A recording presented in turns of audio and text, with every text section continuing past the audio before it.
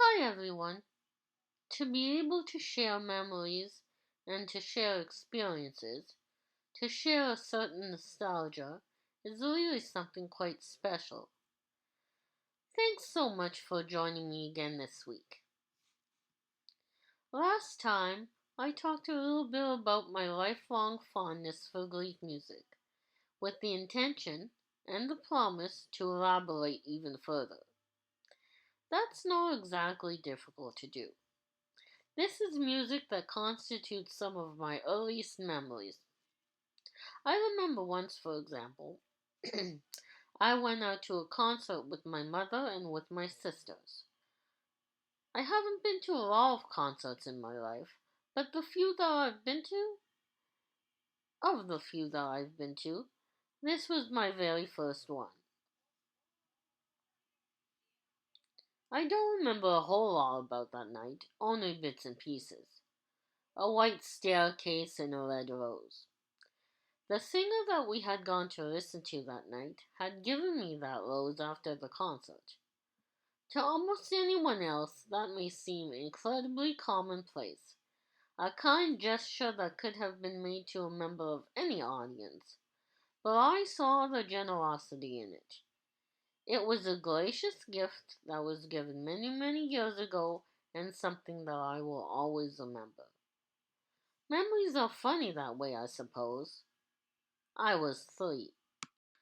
On that note, there came a time a few years later when I took to watching a particular VHS tape on a fairly regular basis. We had a good selection of videos in Greek, but the one that I was most interested in was a recording by a very popular and internationally famous artist live in concert. I recently found it on YouTube, and after so long, it brought back tons of memories for me. That tape was the only one that I wanted to watch over and over when I was younger. Even Mom, who's always been a fan of his, would try to get me to watch something else every once in a while. It was no use. For nearly 3 hours, I would be glued to his performance every time. I would translate it as being called Two Nights at the Olympic Stadium, and what a pair of nights it must have been. One could tell what a loved and well-respected artist he was, just by taking note of the rate in which the arena was filling up to full capacity. Upon taking the stage, he addressed the ever-increasing crowd as friends, with what seemed to me to be tears in his eyes, saying that he knew that he had friends, but never imagined so many. He said a lot more in those mere moments that I very much would have liked to translate for you, but you get the idea. His words have proven intellect and thoughtfulness, true kindness and generosity of spirit, time and time again. Qualities which, along with a passion not only for his craft, but also for the stories that he tells through his music, have successfully managed to etch him into the minds and endear him into the hearts of no doubt millions of people across the globe. I love his music. I always have. I must admit that I have a special affection toward his older songs, however. Songs, titles are a loose translation, of course, like Sorrowful Words, It Was 5 o'clock, It Was 6 o'clock, Along the Bosphorus Passages, and If It Were 21, meaning if it were only 1821 again, are only a handful. They barely scratch the surface of the music that was written to describe, and in some cases may even define for some people, not only the struggles, but also the unbelievable resilience of the Greek people in times of war, poverty, political unrest, and the Depression, performed with all of the respect and the dignity that such a vast, incredible, meaningful history deserves and demands. And as I appear to be getting somewhat nostalgic, I just may play through that YouTube video once I'm finished here today. It should be pretty clear at this point that Greek music has always been an important part of my life. Growing up in Canada throughout the 80s and 90s, however, that is not to say that Greek is the only type of music that I have ever listened to. Having listened to quite a bit of music here and there throughout those decades, the 80s ultimately being my personal favorite, even well into the 2000s, if only for a little while, over the radio, on tape, and on CD, being drawn to the favorites while not so much the not so favorites. I found myself constantly and consistently falling back on Greek music. It always seemed to hold more for me. Lyrics carried more meaning, while both the lyric and melody evoked the strongest and deepest of emotions with the stories that they tell. Stories of love and devotion, and stories of pain and of sacrifice. I've spent many an hour listening with contentment on a regular happy day, or simply as the accompaniment to a particularly good mood, while at the same time finding solace after some sadness, fear, and even anger. Nothing could ever compare to that for me. Then there was the music that simply brought me back. We used to have these incredible parties over our old house when I was a child. I remember that the entire family would gather, and when I say entire, I mean every interpretation of parent, grandparent, sister, brother, aunt, uncle, cousin, godparent, godsister, godbrother, etc., and their families, significant others, and children, some of which bring contribution to the already enormous feast that Mom had prepared.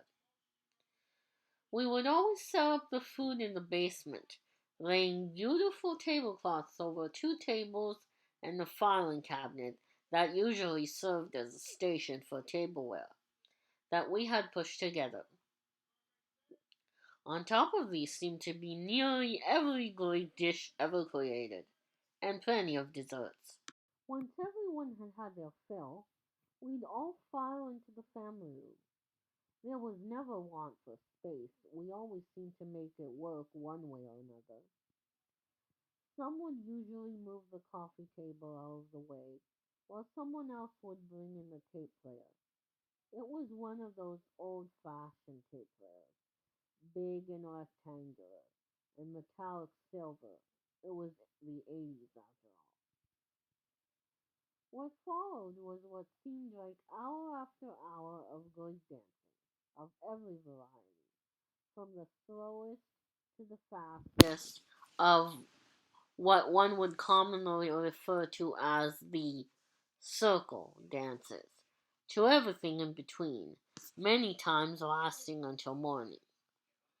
The music would always range from the more traditional songs of celebration to the more modern songs of the decade, something that I'm very happy to say has continued. The more traditional music, as well as the more classic song, not becoming lost to make way for more modern music, in transition, as it were, but rather both forms joining together harmoniously. Some would argue that this is not the case. I disagree and will be proving that point as I continue. Something else that has stayed with me from these family gatherings, oddly enough, or maybe not, was an occurrence towards the end of the evening, or in the morning, as the case so often was. That was when you would usually find two of my aunts at the kitchen sink, diligently washing dishes together. I can still see them, clear as day, every time I think about those nights. Perhaps it was because we would have similar parties at my aunt's house during those years. Same kind of feasts, same kind of music and dancing, same feeling of fun and togetherness. Those of you with strong connections to any kind of music know what a vast topic it can be. I won't even try to hide how difficult it was for me to nail it down. But I can't go any further without taking a little bit of time to spotlight my favorite singer. Some years ago, I actually had the opportunity to go see her live in concert, but I missed out. I won't say that I wasn't disappointed or that I don't regret it, but the details are not important, and I digress. As far as I know, she started her career in the 90s, and I don't think she stopped climbing ever since. As a matter of fact, I don't think she could stop even if she tried. Her voice is so powerful, and she sings with so much gut wrenching depth of emotion that you can't help but feel the weight of it, both on the surface and behind every lyric and every melody. Many composers and lyricists have lent their talents, words, and their music to her tremendous voice and incredible career thus far. One being the very composer who authored that book that I had mentioned reading from cover to cover a few weeks ago. And if those of you who know of Greek music still don't know who I'm referring to, she's sung songs about the moon and about, effectively, from what I understand, drawing a line in the sand, as it were. Once again, a very loose translation on my part. Towards the end of a relationship. A lead line, to be exact. I've got quite a few of her CDs, including a live recording entitled Together with You. An accurate translation, I hope, where she just happens to be accompanied by the aforementioned composer. On it, she sings a song about the one red line, and as she has several times before, changes the lyrics slightly, towards the end, to relate to her fans just how much she loves them. I wanted to focus on that in particular because it always manages to choke me up no matter how many times I listen to it. Her words are honest, and there is that honesty that comes through in all of her music. Never mind the two little songs that I've already mentioned.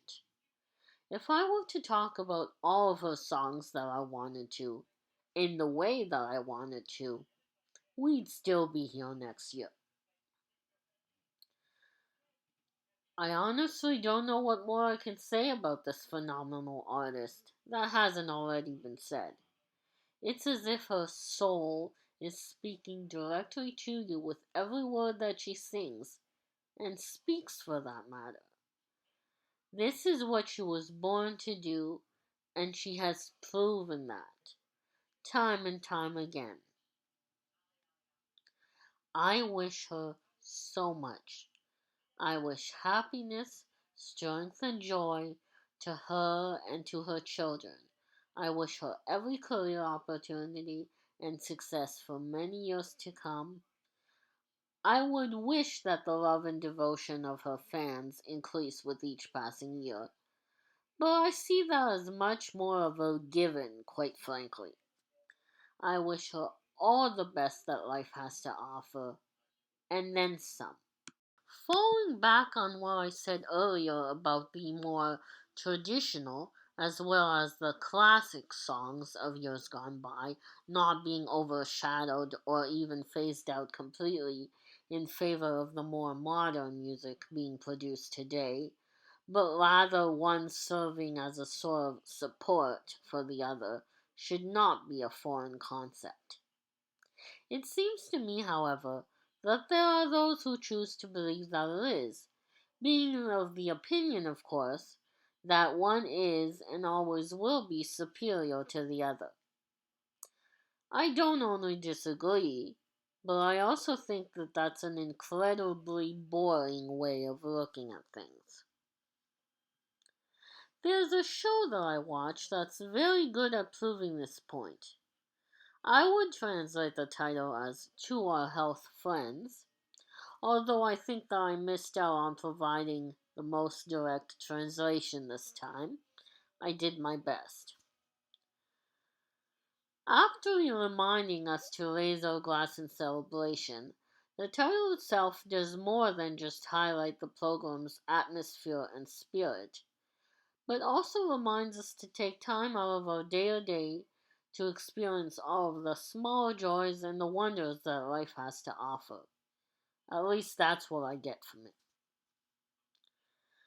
The host of this program not only seems to exude fun and liveliness, but is also very bright and incredibly witty. His very presence seems to exemplify what I see as being the concept of the show. Life is for living, so don't waste a second of it on the mundane and the ordinary. As for where classic and traditional versus new and modern comes in, that in essence is what's embedded in the theme of each show, which is why I picked this as my example. Each show is a tribute, either to a singer and composer or lyricist or both, or else to a genre of Greek music or to a specific decade. It's a music show, but not a competition. Guests, ranging from but often not limited to artists, actors, the host being an actor himself, and singers, are invited to sing and dance. Basically, just one big party, or so it would seem, deceptively on the surface, somewhat reminding me of the parties that we used to throw, showcasing all forms of Greek music trickling down through the decades, and therefore instilling the importance and quite accurately the influence that each genre of music has had on the other. Not only genre of music, but also musician, effectively showing how one supports the other. Accompanied by the main panel of guests and the band, because of course there is, other invited guests often include music schools showcasing talent, including that of song, dance, and instrument, of all ages and skill levels. I was affected by each performance and still am, often getting choked up, sometimes even to the point of tears that I can't hold back, while listening to those old familiar songs and even the more modern ones that I listen to now. I have no prejudice, my tears are for everyone. Regardless of the era, regardless of the song, regardless of whether or not that particular song belonged to the artist that was singing it. Again, it's one musician supporting the other. I'd really like the opportunity to say thank you to the host of this incredible program. I doubt that this will ever reach his ears, but I'd like to say it so anyway, so I'll say it to all of you instead. I wanted to know how much this program has meant to me, as I'm sure it has to so many others, how much Greek music has always been a part of my life, and how his show has made me feel even closer to it, giving me an outlet to enjoy a newer music as well as that of an older era. I want to say thank you for the pure happiness that I felt alongside his invited guests upon hearing a favorite song, or two, or three, or four, and for differing eras of music that have affected me to the point of fighting back tears, for growing nostalgia of the music that I once listened to and still do, as well as the newer music that I listen to today. And I want him to know that he and his show is now a staple of so many weekend routines, including my own, and how what he does is so incredibly important, shining a spotlight on the modern music of today while bringing the music of an older era to the forefront, not only for those who feel the need to reminisce every once in a while, or to those who grow nostalgic, but also to a younger generation that perhaps doesn't know the beauty and the emotion that music can bring, regardless of the era from which it comes. For all of this, I want to say thank you once again and wish him all the best in all of his endeavors now and for the future to come. Here's the thing, I could talk about this forever, and I'm sure that some of you could argue that I have. Trust me when I say there's always one more thing. Not today, however.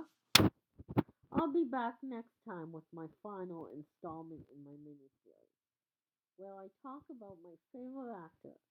I've been waiting for this for a long time. It should be exciting.